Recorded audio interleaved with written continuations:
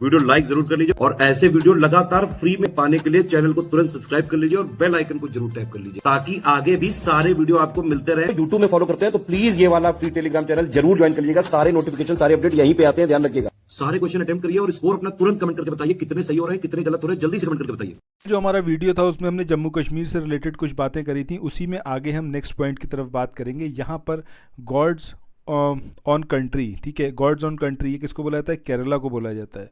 और national geographic traveller के द्वारा इसको 50 गंतव्यों में से एक के रूप में चुना गया है।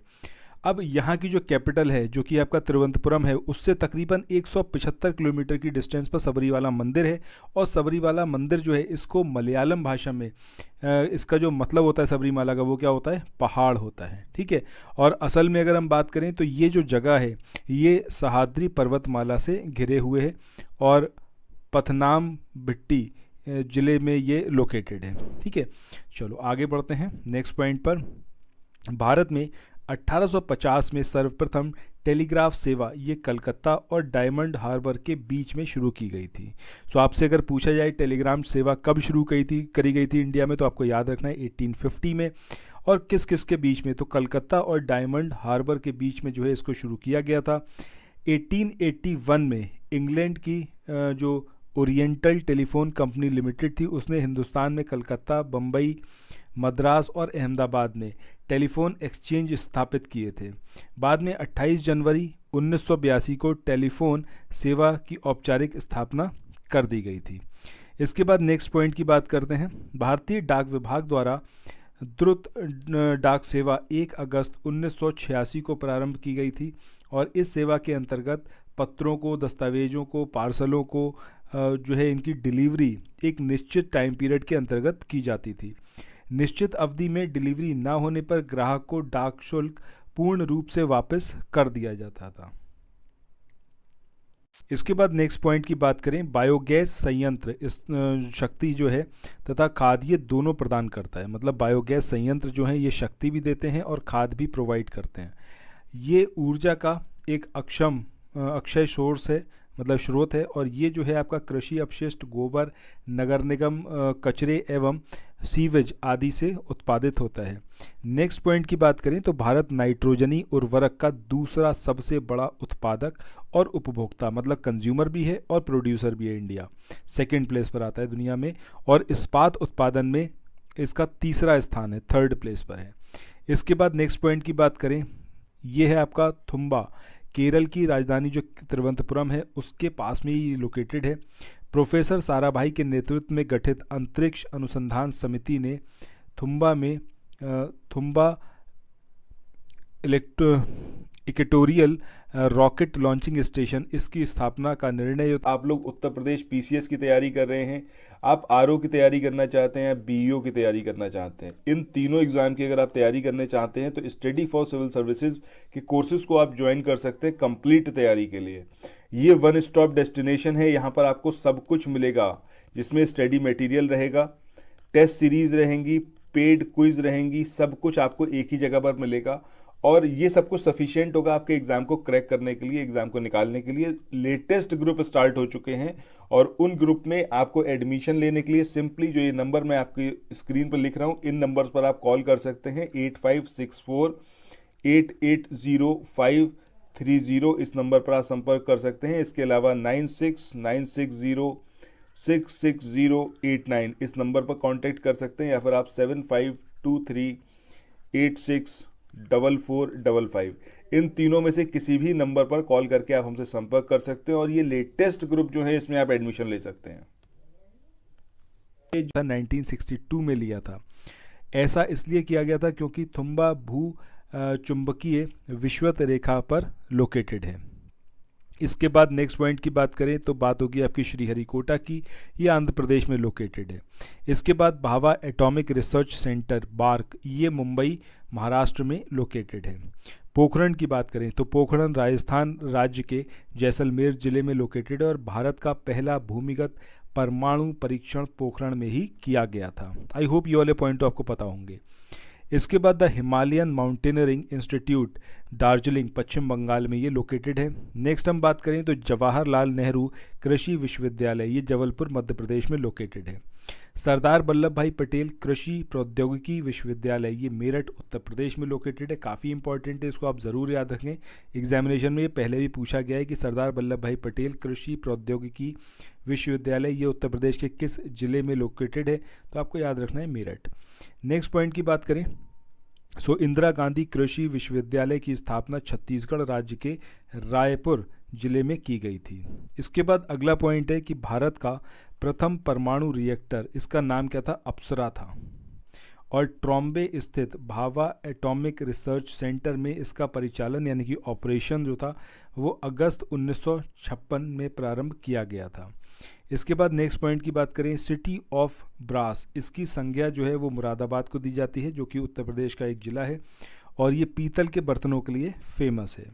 अगले पॉइंट की बात करें तो मध्य प्रदेश के अशोकनगर जिले में लोकेटेड चंदेरी में हाथ से बनी हुई साड़ियाँ निर्मित हैं। नेक्स्ट पॉइंट है बनारसी सिल्क, जो है बनारसी सिल्क निर्मित साड़ियाँ ये विश्व में फेमस हैं, और ये आपको ऑलरेडी पता है।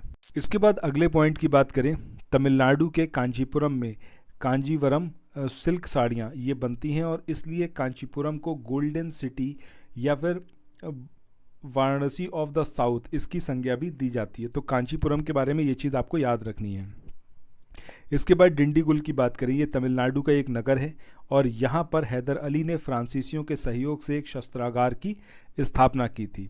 जंग महल, ये जो जंग महल क्षेत्र है ये वेस्ट बंगाल में लोकेटेड है, और ये जो क्षेत्र है ये नक्सली गतिविधियों का केंद्र बना रहा है। इसके बाद नेक्स्ट हम बात करें डायमंड हार्बर की और सॉल्ट लेक की। ये सॉल्ट लेक सिटी जो कलकत्ता है, ठीक है, वहाँ पर ये लोकेटेड है आपका डायमंड हार्बर। इसके बाद नेक्स्ट हम बात करें बालापुर, महाराष्ट्र राज्य का शैल रासायनिक संकुल के रूप में प्रसिद्ध है। इसके बाद अगला इंपॉर्टेंट प्लेस है ये आपका चक्राता है, और ये वर्तमान में उत्तराखंड राज्य के देहरादून में लोकेटेड है। हाफलॉन्ग की बात करें तो असम में लोकेटेड है, ये उत्तरी काचर हिल जिले के मतलब उसका एक कस्बा है ये। इसके बाद नेक्स्ट हम बात करें कालिम्पोंग, ये जो कालिम्पोंग है ये भी आपका वेस्ट बंगाल के दार्जिलिंग ज़िले में लोकेटेड एक हिल स्टेशन है। इसके बाद नेक्स्ट कुफरी की बात करें तो ये हिमाचल प्रदेश में शिमला से तकरीबन 20 किलोमीटर की डिस्टेंस पर लोकेटेड है। इसके बाद उजवाड़ा की बात करें तो ये आपका गुजरात राज्य का एक कस्बा है जो कि आपका पारसी फायर ट्रैवल के लिए प्रसिद्ध है। इसके बाद नेक्स्ट पॉइंट की बात करें पॉइंट कैलिमर। पॉइंट कैलिमर ये आपका तमिलनाडु के नागपट्टनम ज़िले में लोकेटेड है और ये कोरोमंडल तट का शीर्षस्थ भूमि है, मतलब सबसे हाइटेड लैंड है ये। इसके बाद गुलमर्ग की बात करें, आप सबको अच्छे से पता है कि जम्मू कश्मीर में लोकेटेड है ये, बारामूला ज़िले में स्थित है ये, ठीक है, और एक हिल स्टेशन है। कसौली की बात करें तो हिमाचल प्रदेश के सालोन डिस्ट्रिक्ट में ये लोकेटेड है कस्बा। इसके बाद नेक्स्ट पॉइंट की बात करें, यहाँ पर आपको चारागाह हिल स्टेशन दिए हुए हैं और इधर दे रखा है उनकी स्थिति और उनका राज्य। जब हम बन्नी चारागाह की बात करते हैं तो ये गुजरात में है। बुग्याल चारागाह की बात करें तो ये उत्तराखंड में है। खजियार की बात करें हिमाचल प्रदेश में, और पहलगांव की बात करें तो जम्मू और कश्मीर में। इसके बाद अब नेक्स्ट टॉपिक है जिसमें हम बात करेंगे ब्रह्मांड की उत्पत्ति की। तो आधुनिक समय में अगर हम बात करें ब्रह्मांड की उत्पत्ति की तो इससे रिलेटेड जो सबसे ज़्यादा मतलब मान्य सिद्धांत है वो क्या है आपका बिग बैंग सिद्धांत, यानी कि बिग बैंग थ्योरी।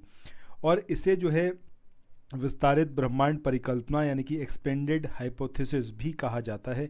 1920 में एडविन हबल ने प्रमाण दिए कि ब्रह्मांड का विस्तार हो रहा है, ठीक है।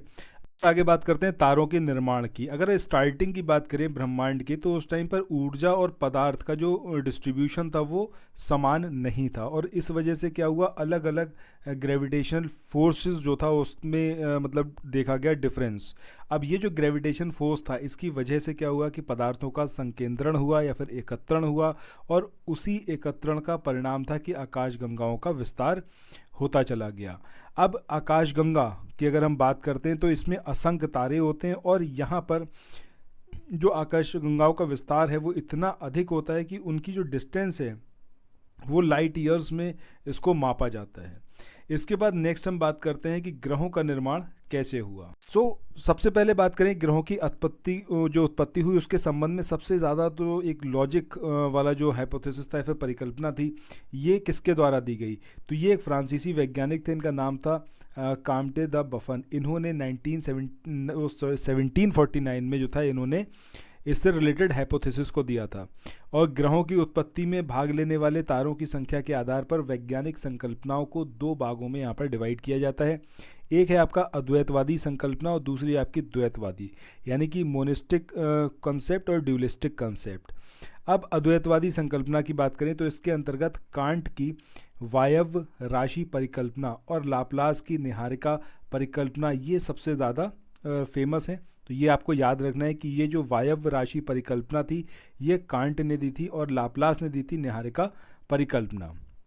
द्वैतवादी संकल्पना की बात करें तो इसके अंतर्गत चैम्बरलेन और मिल्टन की जो ग्रहाणु परिकल्पना यानी कि प्लैनेटेस्टिमल हाइपोथेसिस थी वो काफ़ी इंपॉर्टेंट है। और H.N. रसेल का द्वारक सिद्धांत जो था ये काफ़ी इंपॉर्टेंट था।